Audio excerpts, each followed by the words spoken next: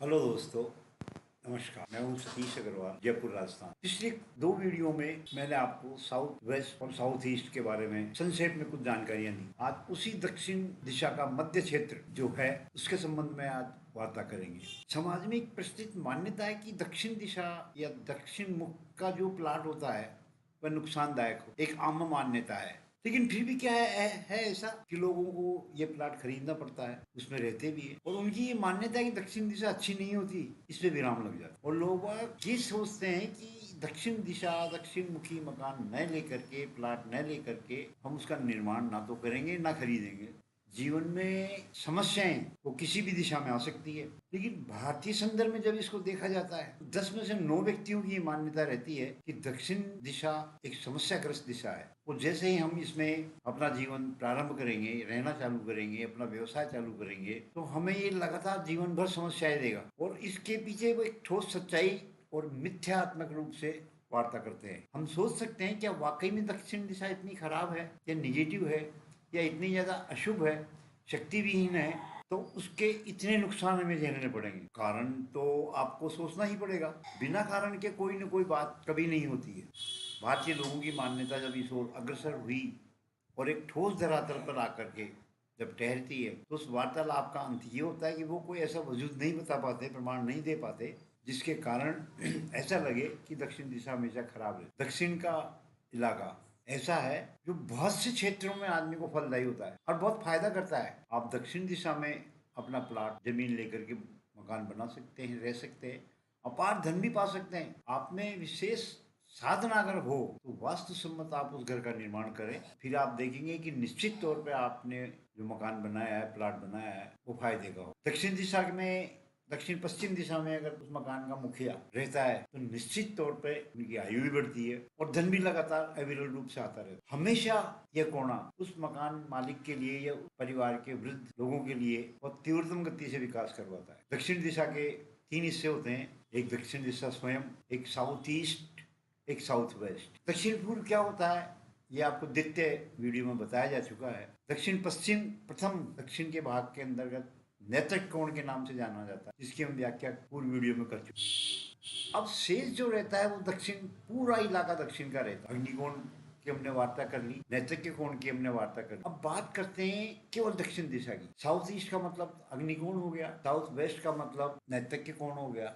हम बात करते हैं, आगे चलते हैं दक्षिण पूर्व से। दक्षिण पूर्व के कमरे में रसोई बनाना निश्चित किया गया वास्तव, लेकिन कई बार ये देखा गया है यहाँ पे बहुत सारे परिवार अज्ञानता के कारण या समझ के कारण बच्चों का कमरा बनाते। उनकी ये राय होती है, उनके आर्किटेक्ट की ये राय रहती है, पूर्वी हिस्से से जो ऊर्जा प्राप्त होगी वो बच्चों के डेवलप के लिए अच्छी होगी और ऊर्जा का ज्यादा संचार होगा। हाँ, ये ठीक है, बच्चों का विकास वहाँ हो सकता है, ऊर्जा का ज्यादा से ज्यादा सदुपयोग करके आगे बढ़ सकते। लेकिन साथ ही साथ में कई परिवार इस जगह पे पति पत्नी का बेडरूम बना देते। एक तो स्वयं उनकी एज ऐसी होती है कपल्स की जो ऊर्जा से भरे रहते हैं, और दूसरे पूर्व से जो ऊर्जा, फ्रेश ऊर्जा उन्हें प्राप्त होगी, उनकी मानसिकता पे गहरा असर पड़ेगा। उस हिसाब से उनमें शारीरिक या मानसिक रिलेशन से ज्यादा एक मानसिक ईगो उनके ऊपर हावी होता जाएगा दोनों के बीच, और इसी ईगो को अग्रसर करते हुए दंपतियों के बीच में वैवाहिक जीवन में दिक्कतें पैदा होगी। फायर का जो तत्व है वह उनकी मानसिकता को हमेशा गर्म रखेगा, इतना ज्यादा गर्म करेगा कि हर चीज में उन्हें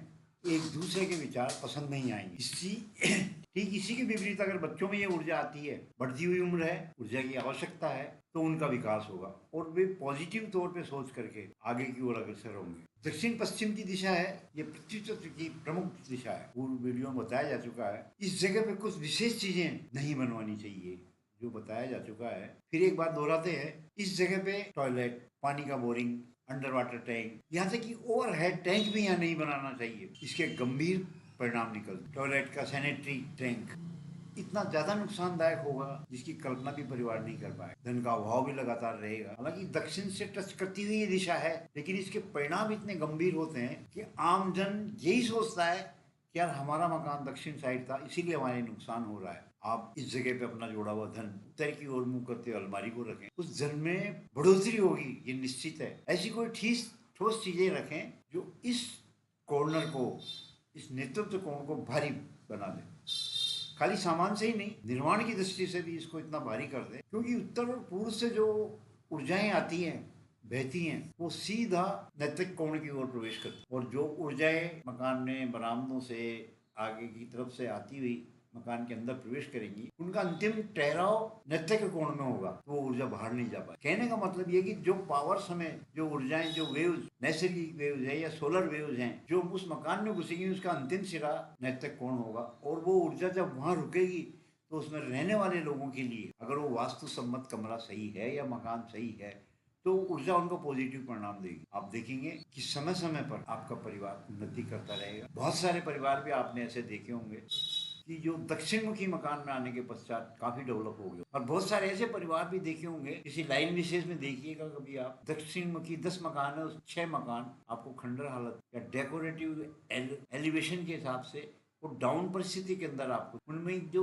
चमक रहेगी प्लाट की वो खत्म होती जाएगी, उनकी तरफ देखने का मन नहीं करेगा। ऐसा क्यों? तो इसका एक ही कारण है कि अगर इन लोगों ने भी वास्तु सम्मत अपने मकान का निर्माण किया होता और वास्तु मंडल में जो नियम बनाए गए हैं अकॉर्डिंग दैट अगर उन्होंने वैसा किया होता, तो आज इनकी परिस्थिति नहीं होती। आज जो उनकी परिस्थिति हुई उसका दोष वो दिशा को नहीं दे सकते, मेरा मानना है, क्योंकि दिशा चारों समान है, हर दिशा का अपना महत्व है, हर दिशा का अपना नियम है। आप किसी भी दिशा में चले जाइए, पूर्व दिशा भगवान शिव की मानी जाती है, नॉर्थ ईस्ट का कोण वो शिव जी का स्थान है। अगर वहाँ टॉयलेट आप बना देंगे और उसको यूज करेंगे, क्या हमारे भगवान नाराज नहीं होंगे? बिल्कुल नाराज। मकान में दो ही सबसे नैतिक कोण और ईशान। जो घटना आपको वास्तुमंडल की बात नैतिक में निर्माण कर दुख प्रदान करेगी, वैसा ही समान दुख आपको ईशान कोण में वास्तुमंडल अवॉइड करते हुए जो निर्माण करेंगे उसमें आपको होगा।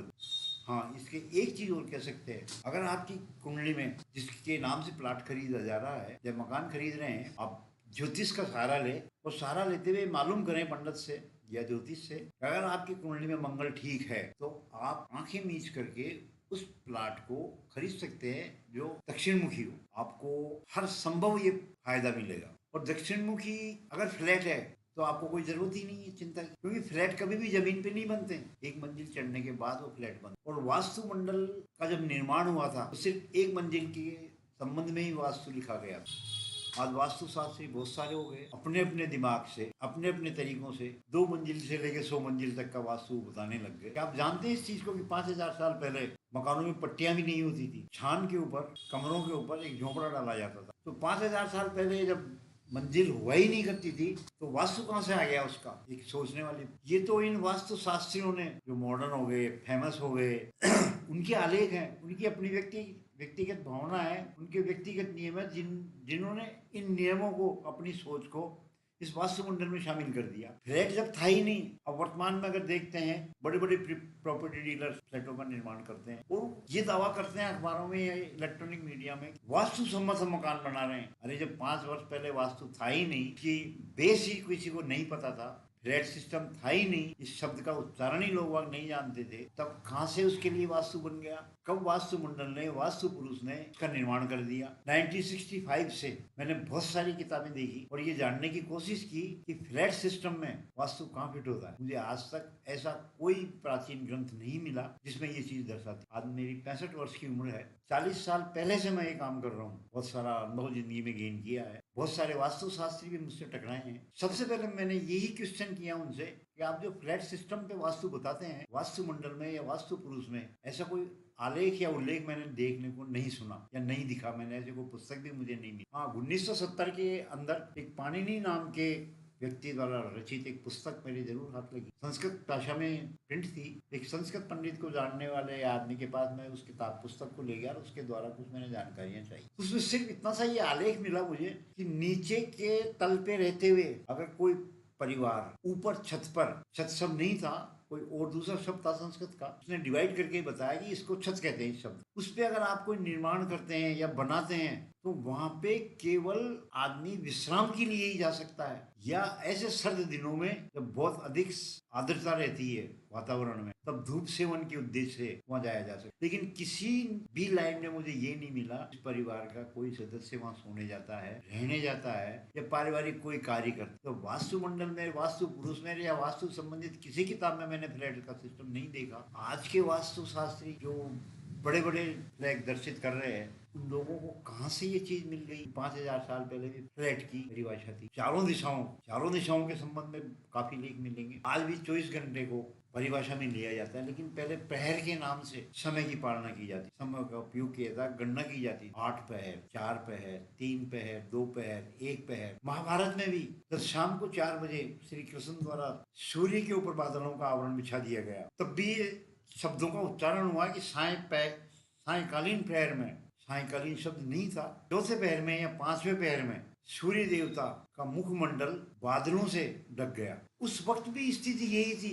वास्तु सम्मत बातें थी, लेकिन वो इतनी छोटे रूप में थी कि उनका कोई बहुत बड़ा महत्व नहीं था। ना ही इतनी पब्लिक थी, ना ही इतने मकान थे, ना ही ऐसी इमारतें थी। फिर आजकल के वास्तुशास्त्री इतने नियम कहाँ से लेके आ गए? एक सोचने का प्रश्न। और इतने सारे उपाय भी इनके पास आ गए। मैंने मेरी 65 साल की जिंदगी में ऐसा इतने सारे यंत्र पैदा हो गए इनके द्वारा या कर दिए गए कि सामने वाला क्लाइंट सर पकड़ के बैठ जाए, जिनकी गणना भी नहीं की जा सकती। ऐसे ऐसे चित्र उन पर डलवा दिए, ये यंत्र इस काम के लिए है, ये मानसिक तनाव के लिए है, ये गणेश जी का यंत्र है, ये नाभि का यंत्र है, ये वास्तु का यंत्र है, ये ब्रह्मस्थान का यंत्र है, ये अग्नि का यंत्र है। अरे ऐसे बहुत सारे यंत्र तो थे ही नहीं, फिर ये कहां से उदय कर लिया इन लोगों ने? सिर्फ अपनी आर्थिक स्थिति को दृढ़ करने की, समय समय पर लोगों की भावनाओं से खेलते हुए ये लोग ऐसा कर। आपके साथ भी अगर ऐसा है या किसी वास्तुशास्त्री ने आपको ये डाउट में डाल दिया कि दक्षिण मुखी मकान खराब है, आप उसका विश्वास नहीं करें। हाँ, बुजुर्ग आपके घर में जो हो,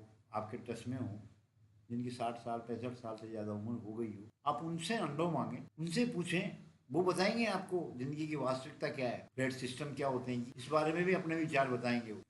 अगर दक्षिण मुखी मकान है तो ये मान के चलिए कि वो आपको नुकसानदायक नहीं होगा। अगर आप वास्तु सम्मत उसका निर्माण कर रहे हैं तो आप इस क्षेत्र का रंग व्हाइट रखें, ऑफ व्हाइट रखें, हल्का नीला रखें। आप देखेंगे कि जैसे ही सूर्य की किरणें, रेडियोधर्मी किरणों का पावर जब 2 बजे बाद ज्यादा हो जाता है और लाइट कलर की दीवार पे या किसी चीज पे पड़ता है तो उसका पावर एकदम कम हो जाता है। वास्तु शास्त्रियों का यही मत था। उस वक्त रंग ही बहुत कम हुआ करते, 850 रंग बता देते हैं। लैट्रिन की कुंडी पे डार्क पीला लगा देना, हल्का पीला लगा देना, क्वालिटी बना ली आज। लेकिन उस वक्त एक सिस्टम ये था, या काला या सफेद, हरा, लाल, पीला, सिंगल पॉइंट, सूर्यमुखी रंग। जब सूर्य प्रातः में उदय होता है उस रंग को ये सूर्यमुखी लाल कलर के थे। आगे जाके इनकी डिवाइडेशन कर दी गई, मॉडर्नाइजेशन कर दिया गया, अलग अलग क्वालिटियां बता दी। दक्षिण मुखी प्लाट की व्याख्या करते हैं। क्या होता है? प्लाट से या उस गेट से जब आप बाहर निकल रहे हैं, आपका मुंह दक्षिण दिशा में होना चाहिए।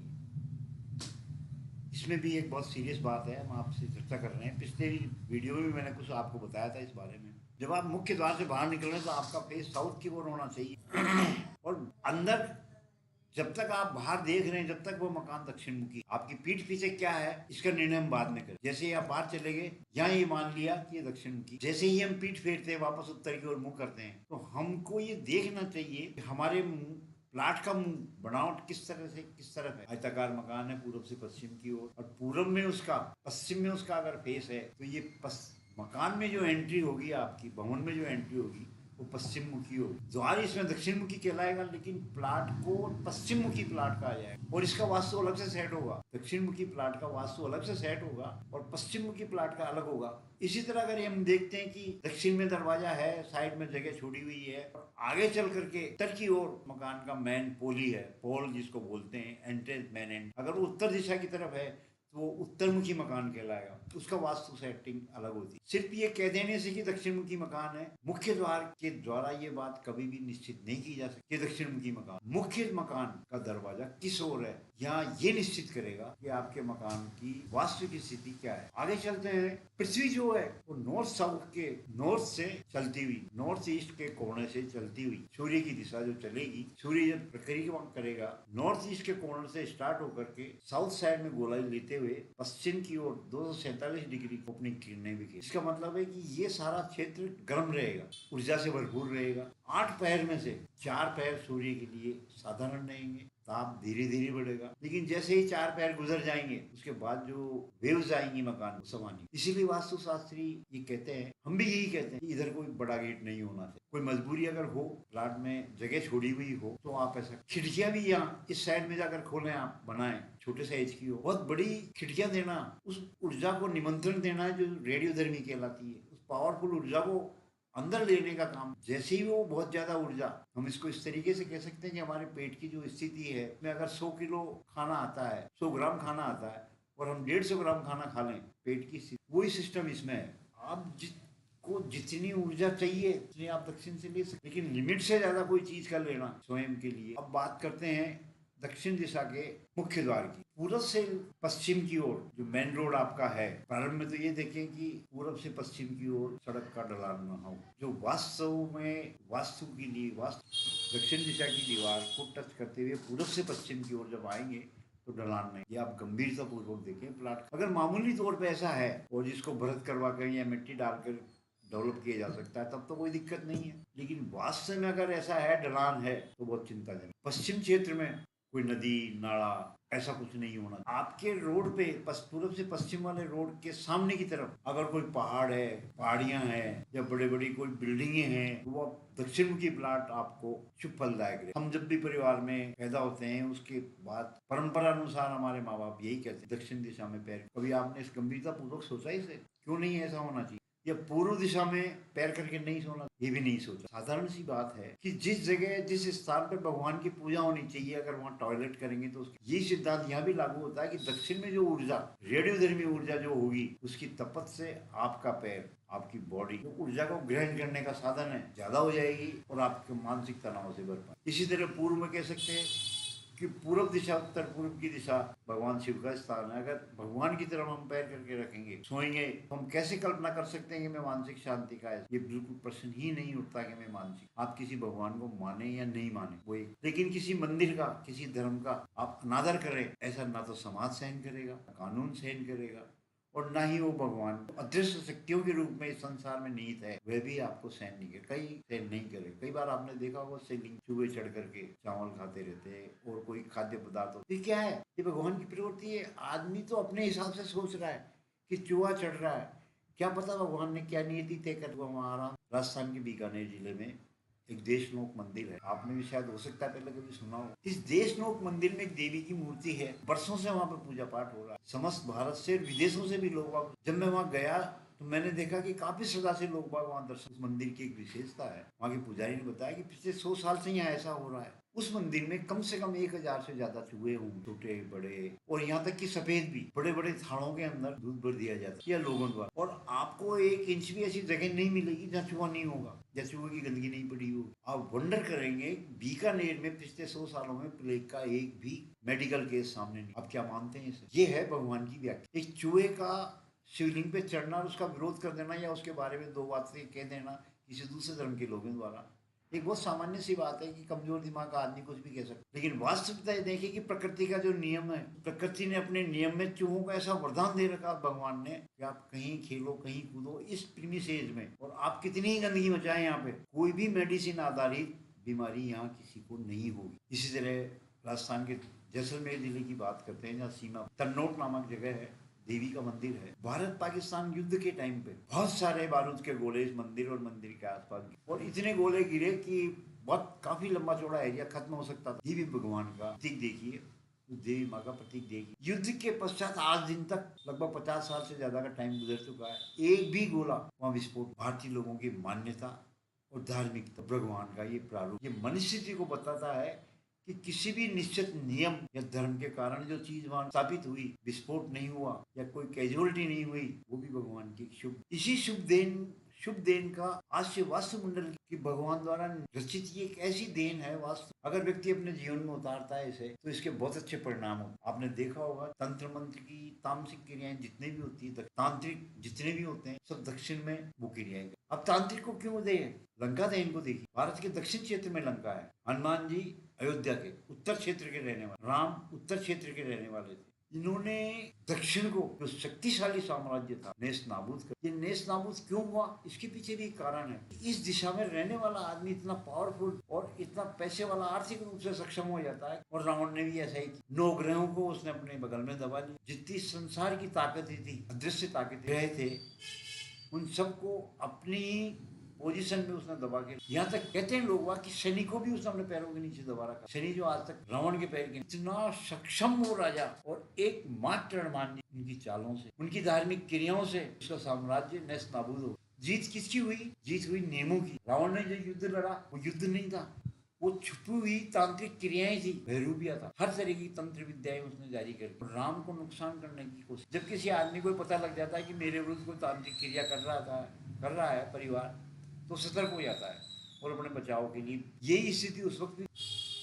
रावण ने जितनी भी मन स्थितियां बनाई मन के अनुसार युद्ध जीतने की, उन सब का पहले से ही श्री राम को पता लग गया। और ये हुआ कि रावण को अपनी सत्ता गंवानी पड़ी मौत के द्वार। तो दक्षिण दिशा में रहने का मतलब ये नहीं कि आपको नुकसान ही हो। कितना पावर रावण ने अपने वजूद में। आम आदमी किसी भी दिशा में रहते हुए ऐसे अधिकार और ऐसे पावर नहीं प्राप्त। आपने जमीन दक्षिण साइड में खरीदी या खरीदनी पड़ी या प्लाट बना बनाया आपको लेना पड़ा या ले रहे हैं, तो आपको मानसिक तौर पे चिंता करने की कोई आवश्यकता नहीं है।